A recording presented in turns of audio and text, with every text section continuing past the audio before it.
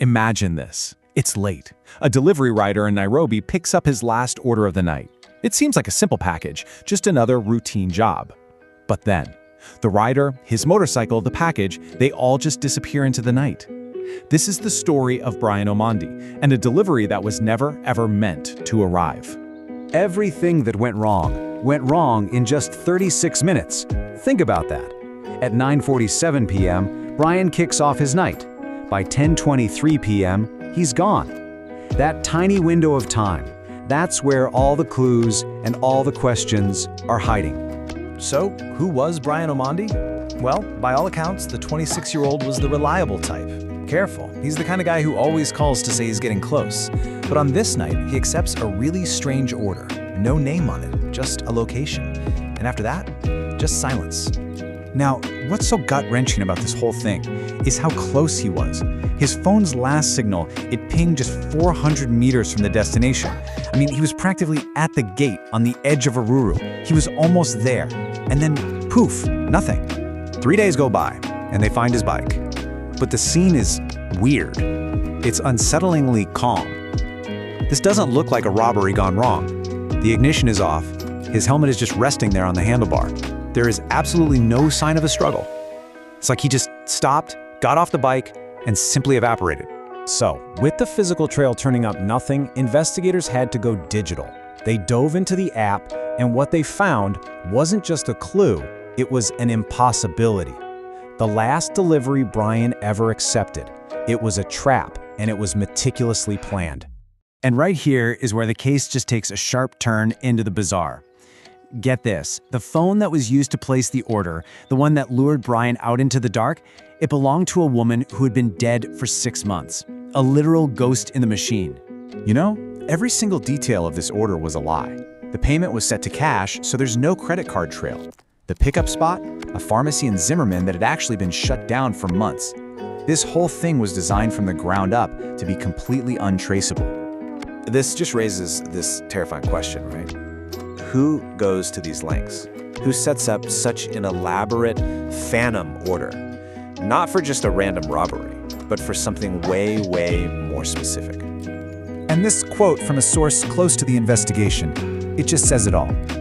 This was a professional operation. This wasn't some spur-of-the-moment crime. They used ghost accounts, closed locations, cash payments, everything to create a perfect digital black hole.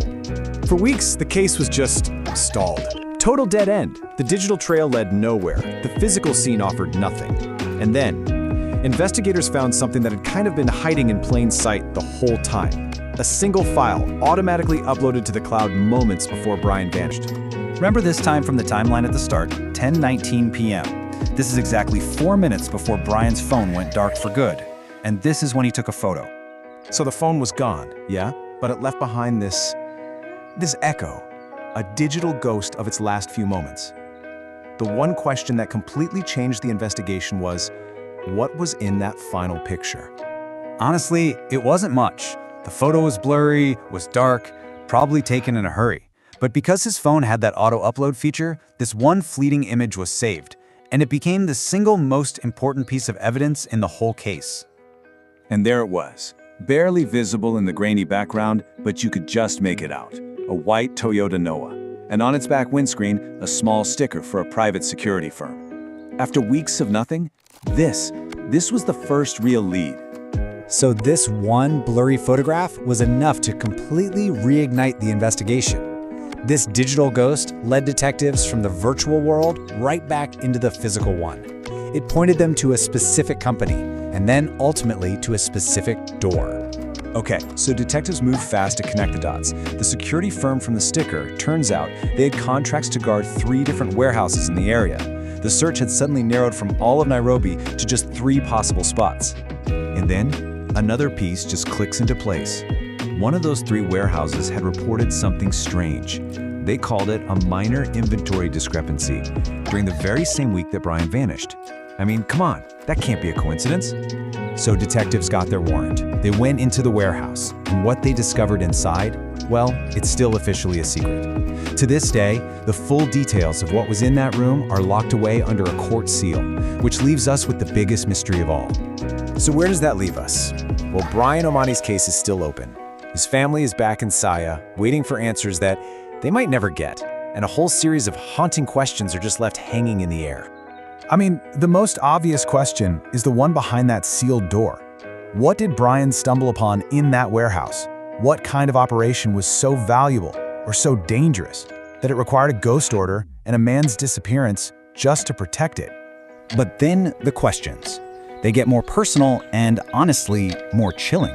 The evidence points to this not being random at all, which means the trap probably wasn't for any rider. It was for him. So who knew Brian's routes, his work patterns? Who knew him well enough to target him so specifically?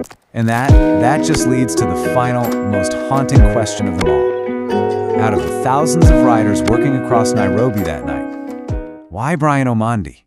Was it something he saw? Something he knew? Or maybe something someone just thought he knew? Why him? You know, maybe that source close to the case